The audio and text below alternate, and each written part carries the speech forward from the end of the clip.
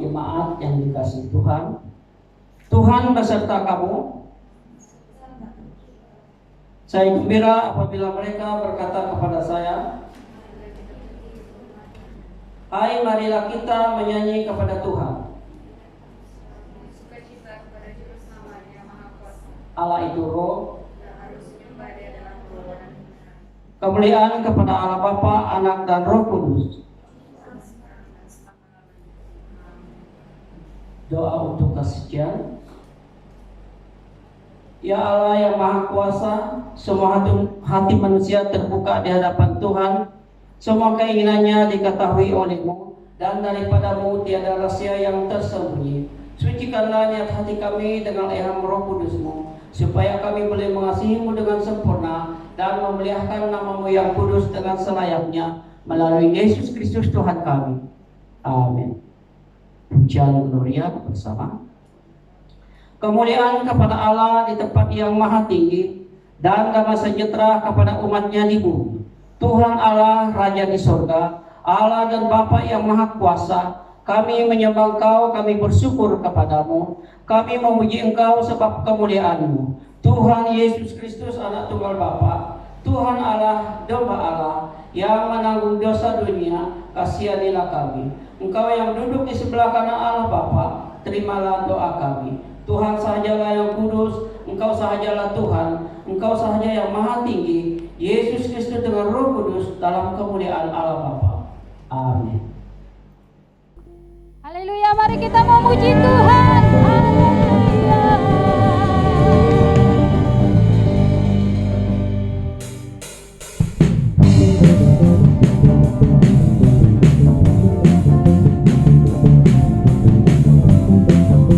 Nyatakan Yesus telah lahir. Telah lahir bagi umat manusia, terang dunia.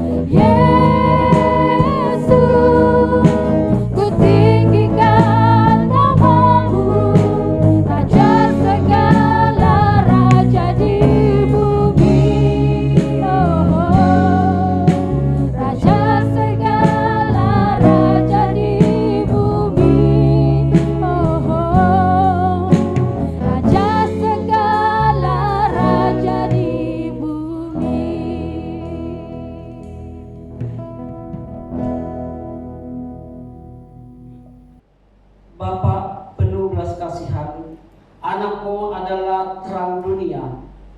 Pimpinlah gerejamu dengan pengajaran Rasulmu dan pemberitaan Injil Santos Yohanes, supaya kami berjalan demi terang yang telah datang ke tengah-tengah kami dan akhirnya mengenal Dia sebagai terang hidup kekal, yang hidup dan memerintah dengan Engkau dan Roh Kudus, satu Allah, sekarang dan selama-lamanya. Amin. Pembacaan pertama diambil daripada Keluaran pasal 33 ayat 7 sampai 11b. Sudah itu Musa mengambil kemah dan membentangkannya di luar perkemahan, jauh dari perkemahan, dan menamainya kemah pertemuan. Setiap orang yang mencari Tuhan, keluarlah ia pergi ke kemah pertemuan yang di luar perkemahan. Apabila Musa keluar pergi ke kemah itu, bangunlah seluruh bangsa itu dan berdirilah mereka masing-masing di pintu kemahnya, dan mereka mengikuti Musa dengan matanya sampai ia masuk ke dalam kemah.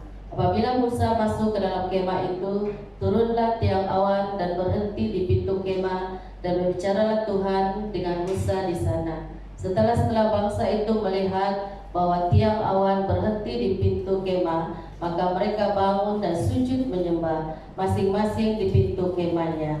Dan Tuhan berbicara kepada Musa dengan berhadapan muka seperti seorang berbicara kepada temannya. Kemudian kembalilah ia ke perkemahan. Tetapi abdinya Yosua bin Nun, seorang yang masih muda, tidaklah meninggalkan kemah itu. Demikianlah firman Tuhan.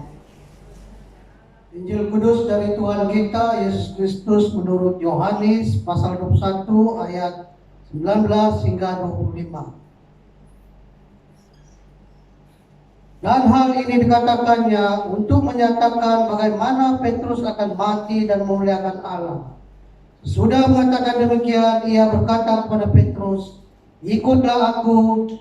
Ketika Petrus berpaling, ia melihat bahwa murid yang dikasihi Yesus sedang mengikuti mereka, yaitu murid yang pada waktu mereka sedang makan bersama duduk dekat Yesus, dan berkata, ketika Petrus melihat murid itu, ia berkata kepada Yesus, "Tuhan, apakah yang akan terjadi dengan dia ini?" Jawab Yesus, "Jikalau aku menghendaki supaya ia tinggal hidup sampai aku datang, itu bukan urusanmu, tetapi engkau ikutlah aku." Maka tersebarlah kabar antara saudara-saudara itu bahwa murid itu tidak akan mati. Tetapi Yesus tidak mengatakan kepada Petrus bahwa murid itu tidak akan mati.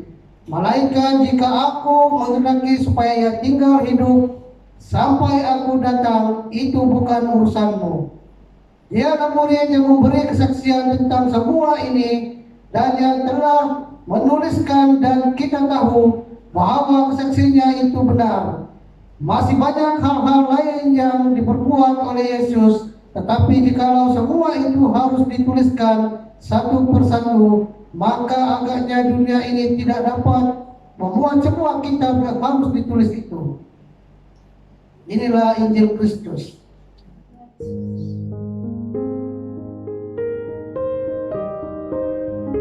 Shalom kepada semua jemaat Tuhan, selamat hari Natal sekali lagi dan tahun baru kepada semua jemaat yang saya kasihi di dalam nama Tuhan Yesus Kristus. Sebelum kita mendengar firman Tuhan, mari kita berdoa. Bapa di surga, kami bersyukur untuk hari ini, kami bersyukur untuk kesempatan kami dapat belajar sekali lagi kebenaran akan firman Tuhan. Kami hamba berdoa Tuhan, biar kiranya firman Tuhan yang disampaikan ini mengambil tempat dalam hati kami, dan urapi hambamu, pakai hambamu Tuhan, berikan hambamu hikmat, berikan hambamu kebijaksanaan Tuhan untuk menyampaikan kebenaran firman Tuhan. Terpujilah Engkau ya Bapa, di dalam nama Yesus kami berdoa. Amin. Jemaat yang saya kasihi, sekarang ini tanggal 27 hari bulan dan kita masih berada di musim-musim Natal. Kita masih berada di Minggu Natal, karena baru beberapa hari yang lalu kita meninggalkan 25 hari bulan, sekarang 27 hari bulan. Baru beberapa hari kita masih berada di bahang dan semangat hari Christmas atau hari Natal. Nah, oleh itu saudara, saya ingin berkhotbah sekali lagi tentang kelahiran Yesus Kristus kita mau belajar tentang kelahiran Yesus Kristus. Mari yang ada Alkitab kita buka bersama dalam Injil Lukas pasal yang kedua, ayat yang ke-8 hingga ayat yang ke-20. Saya baca dan saudara dengar apa yang firman Tuhan katakan. Di daerah itu ada gembala-gembala yang tinggal di padang menjaga kawanan ternak mereka pada waktu malam. Tiba-tiba berdirilah seorang malaikat Tuhan di dekat mereka dan kemuliaan Tuhan bersinar meliputi mereka dan mereka sangat ketakutan. Lalu kata malaikat itu kepada mereka, "Jangan takut, sebab sesungguhnya aku memberitakan kepadamu kesukaan besar untuk seluruh bangsa. Hari ini telah lahir bagimu juru selamat, yaitu Kristus Tuhan di kota Daud.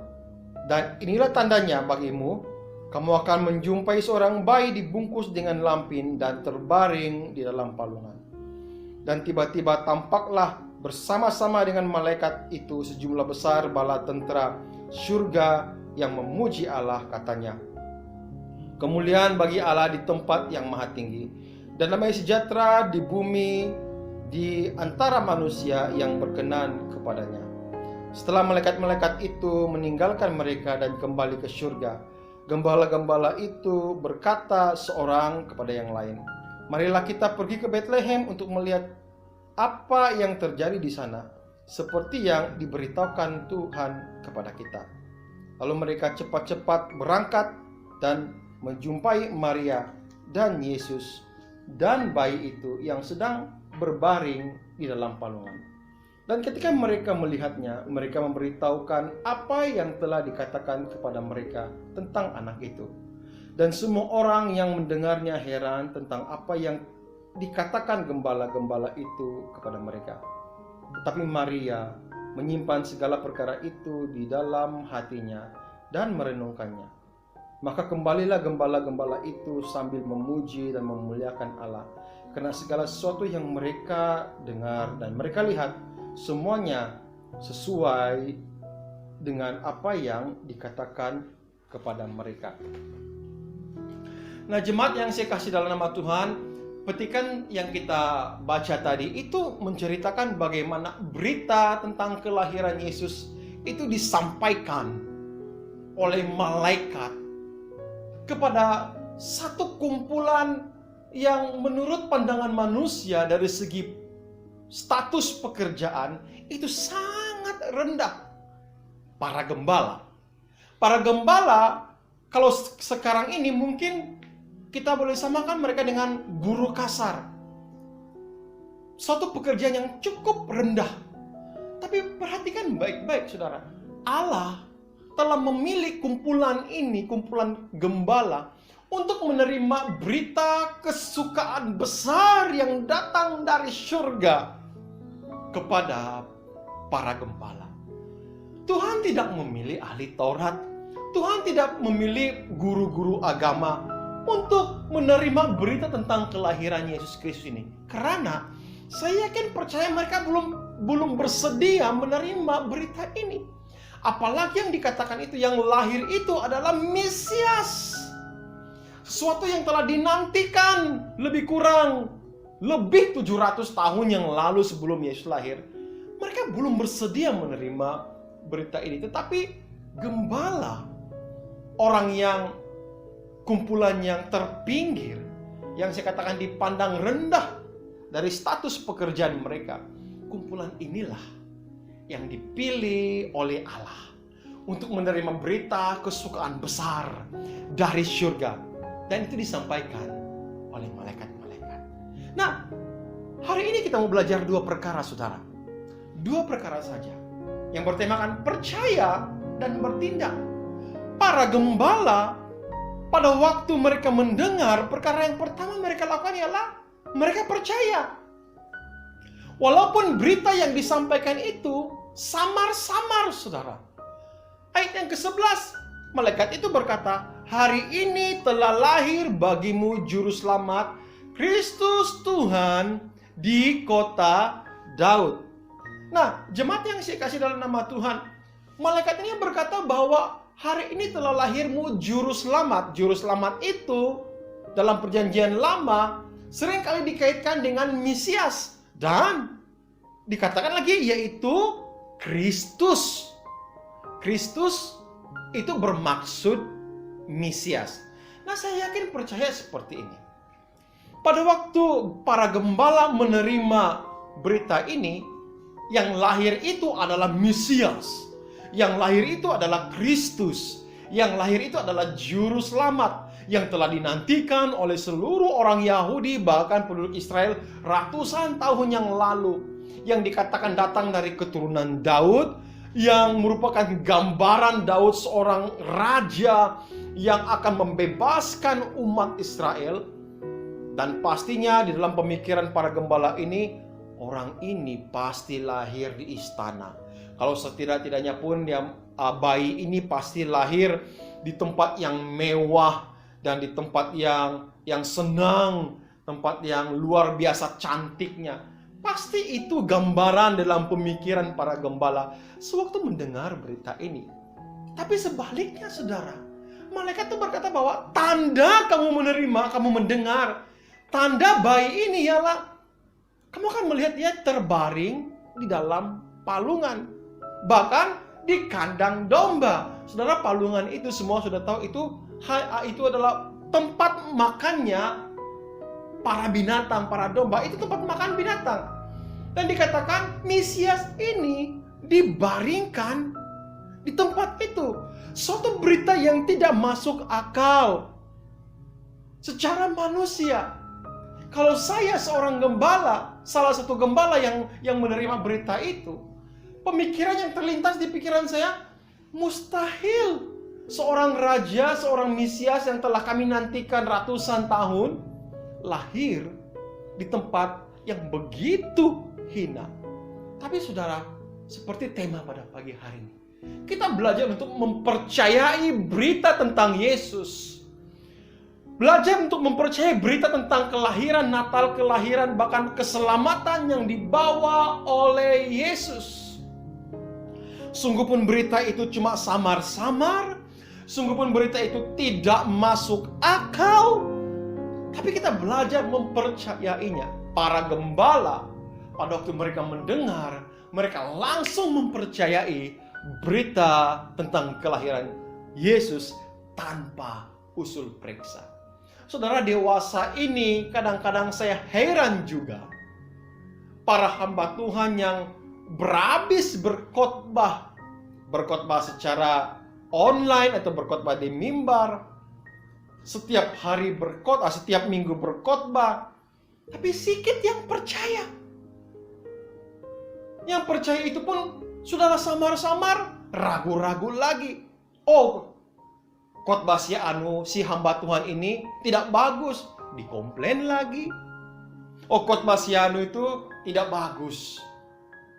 Tidak ada kepercayaan yang penuh tentang kebenaran firman Tuhan yang diberitakan. Namun saya mau supaya jemaat Tuhan pada hari ini, mari kita belajar bersama-sama seperti gembala ini. Berita yang samar-samar, sungguh pun tidak masuk akal, disampaikan oleh malaikat dan mereka mempercayai berita itu. Itu yang pertama.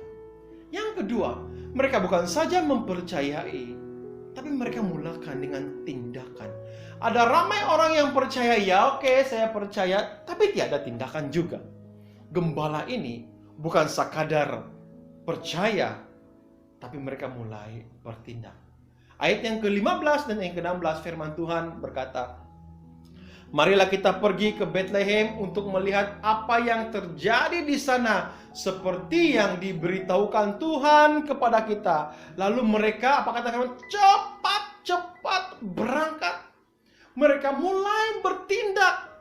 Dan saya mau katakan ada beberapa perkara untuk bertindak ini, ada sesuatu yang harus mereka lakukan. Pertama, mereka harus tinggalkan kawanan domba.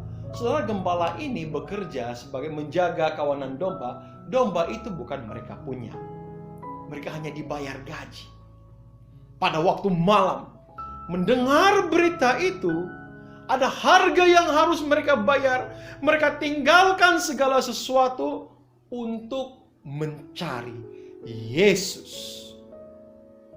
Meninggalkan kawanan domba di padang itu satu risiko yang cukup tinggi, karena kemungkinan besar domba-domba itu akan dibaham, dimakan oleh serigala di waktu malam. Tapi inilah yang kita mau belajar. Harga untuk mencari Yesus perlu ada dan perlu kita bayar, saudara. Itu yang pertama. Yang kedua, saudara, sewaktu mereka mencari Yesus, mereka harus masuk ke kota Bethlehem, kota Daud. Nah, persoalannya seperti ini. Di Bethlehem itu, karena dia kota Daud, itu dipenuhi dengan keturunan Daud. Bukan hanya seorang. Saya boleh katakan bahwa hampir seluruh Bethlehem itu adalah, penghuninya adalah keturunan Daud. Persoalannya ialah, mana satu keturunan Daud yang telah dipilih oleh Allah, yang diangkat menjadi Kristus Mesias itu? Ini satu persoalan yang timbul di kepala, dalam pemikiran para gembala. Mana satu bayi itu? Karena ada ramai keturunan Daud di Bethlehem ini. Tidak disebut dari keturunan siapa, keturunan itu kah, keturunan ini kah, tidak disebut, saudara. Dan mereka harus mencari sendiri. Ini harga yang harus dibayar, saudara. Mereka mencari Yesus. Ini Natal. Ini Natal. Ini semangat Natal, mencari Yesus. Kadang-kadang, saudara, di musim Natal ini semangat selalu lain, terpesong daripada landasan yang betul. Ada orang musim Natal sibuk juga membuat tumpeng, sibuk juga membuat itu dan ini. Itu bukan harga yang dibayar. Memanglah kamu beli, kita beli juga itu barang kan, pakai duit juga. Tapi bukan itu yang sepatutnya. Para gembala, mereka masuk ke kota Daud, ke kota Bethlehem, mencari salah seorang daripada keturunan Daud itu yang disampaikan oleh malaikat. Seterusnya, saudara, tanda yang diberi oleh malaikat itu, dia berkata seperti ini. Satu-satunya tanda, kamu akan menemukan bayi yang dibungkus dengan kain lampin dan terbaring di dalam palungan. Nah, saudara, perkataan ayat yang ke-12 berkata, inilah tandanya. Secara harafiannya, saudara, ayat ini diterjemahkan seperti ini. Inilah satu-satunya tanda. Maksudnya apa? Malaikat tidak memberikan tanda yang banyak. Dia hanya berikan satu tanda saja. Dia berkata, kamu akan menemukan bayi dibungkus dengan kain lampin, itu terbaring dalam palungan domba. Saudara, saya bagi satu ilustrasi. Katakan, saya kata seperti ini. Ada sebuah harta yang sedang terkubur di salah sebuah kebun di kampung Silabukan peringkat 1. Atau mungkin saya katakan, ada harta yang terkubur di sebuah kebun di kampung Ulu Toburi. Persoalannya ialah, itu kebun siapa? Memang itu Ulu Toburi itu luas, atau Silabukan peringkat 1 itu luas. Masalah kebun siapa? Nah, kalau saya katakan seperti itu, pasti kamu akan masuk ke satu kebun untuk mencari harta itu. Nah, saudara, waktu Yesus lahir, tanda diberi cuma satu, palungan domba. Tidak disebut kandang siapa pemilik kandang ini. Dan saudara boleh tangkap, saudara, gembala ini harus masuk ke satu kandang. Saudara boleh bayangkan, mereka masuk ke satu kandang, di sini tidak ada bayi, masuk satu kandang lagi tidak ada bayi, masuk satu kandang lagi tidak ada bayi. Saya boleh katakan, mungkin semua kandang di Bethlehem itu mereka harus masuk untuk mencari Yesus Kristus yang diberitakan oleh malaikat. Luar biasa. Ini semangat mencari Yesus, saudara. Ini semangat mencari Yesus. Dan saya berdoa supaya semangat itu turun dari surga kepada semua jemaat Tuhan yang mendengar firman Tuhan pada hari ini. Semangat yang sanggup bayar harga apapun, semata-mata saya mau mencari Yesus Kristus. Saudara, saya berdoa Mari kita belajar. Bukan sekadar percaya berita, dan mulai bertindak, saudara. Dan tindakan itu harus tepat dan betul. Cari Yesus terlebih dahulu. Di dalam kehidupan kita, di dalam keluarga kita. Dan kalau saya mau tambah, mungkin poin yang ketiga. Sewaktu mereka telah bertemu dengan Yesus, ayat yang terakhir, apa kata firman Tuhan? Mereka menceritakan segala sesuatu kepada Maria dan Yusuf dan semua yang ada di situ. Dan kemudian mereka kembali sambil memuji Allah. Inilah salah satu persembahan yang harus keluar dari mulut kita. Pujian, nyanyian bagi Yesus Kristus. Dan tentu saudara harus setuju dengan saya. Karena berita tentang kelahiran Yesus itu pertama disampaikan kepada para gembala. Saya yakin dan percaya. Kumpulan pertama yang memberitakan kelahiran Yesus kepada orang lain sungguh pun tidak dicatat dalam Alkitab. Tapi kumpulan itu adalah kumpulan para gembala. Mereka pasti akan memberitakan kepada orang lain, kami telah melihat Mesias. Saudara, kita harus belajar seperti gembala ini. Percaya dan bertindak. Saudara, kita dalam beberapa waktu lagi kita akan memasuki tahun baru. Namun doa saya, mari kita bawa kepercayaan ini ke tahun yang baru. 2021. Kepercayaan yang penuh, keyakinan yang penuh kepada Tuhan. Dan bersiap-siap untuk bertindak. Terus melayani Tuhan. Terus mencari Yesus. Sungguh pun ada harga yang harus kita bayar. Kita berdoa bersama-sama. Terima kasih untuk firman-Mu yang kami pelajari pada hari ini ya Tuhan. Sungguh benar firman-Mu menguatkan kami. Tolonglah kami Tuhan supaya kami memiliki iman dan hati seperti para gembala yang percaya dan bertindak. Hamba-Mu berhenti berkata-kata pada pagi hari ini, namun biarkan firman Tuhan ini berakar dan bertumbuh dalam kehidupan kami. Terima kasih Tuhan, berkati semua yang telah mendengar kebenaran firman Tuhan dimanapun mereka berada. Saya berdoa kuatkan mereka, jama dan urapi. Di dalam nama Yesus kami berdoa dan mengucap syukur. Amin. Terima kasih kepada semua jemaat Tuhan. Selamat hari Natal dan Tahun Baru. Tuhan memberkati kita semua. Saya percaya kepada Allah yang Esa, Bapa yang Maha Kuasa, Pencipta langit dan bumi, yang dapat dilihat dan yang tidak dapat dilihat. Saya percaya kepada Tuhan Yesus Kristus, Anak Tunggal Allah, yang kekal diperanakan oleh Bapa, Allah daripada Allah, terang daripada terang, Allah benar daripada Allah benar. Dia diperanakan bukan dijadikan sebab dia satu dengan Bapa. Maka segala sesuatu dijadikan olehnya untuk kita manusia dan untuk keselamatan kita. Dia turun dari sorga dan oleh kuasa Roh Kudus dia dilahirkan oleh anak darah Maria dan menjadi manusia. Karena kita dia disalibkan semasa pemerintahan Pontius Pilatus.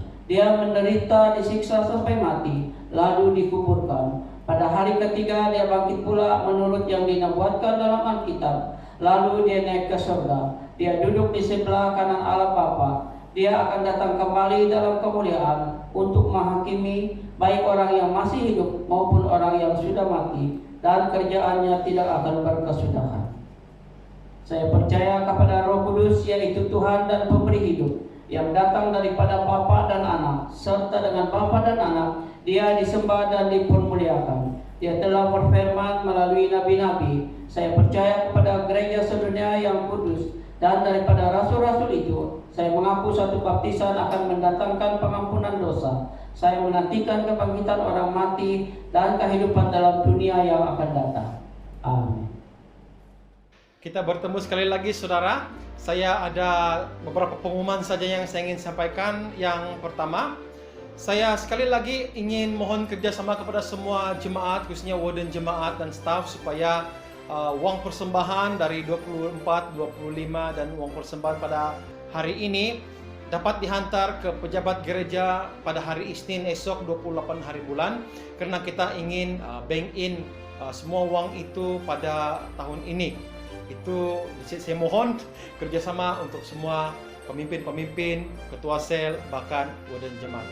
Yang kedua, kita ada perayaan kesyukuran pada tanggal 31 hari bulan. Jadi kita ada kebaktian jam 7:30 malam secara online. Makanya saya mendorong semua jemaat Tuhan, mari kita ikut kebaktian ini, dan link akan diberikan pada minggu ini. Yang terakhir dari saya ialah bermula pada 28 hari bulan, saya dan keluarga akan cuti untuk balik ke kampung, dan kami akan kembali di sini pada tanggal 30 atau 31 hari bulan. Jadi oleh itu kami sekeluarga ingin mengucapkan Merry Christmas and Happy New Year.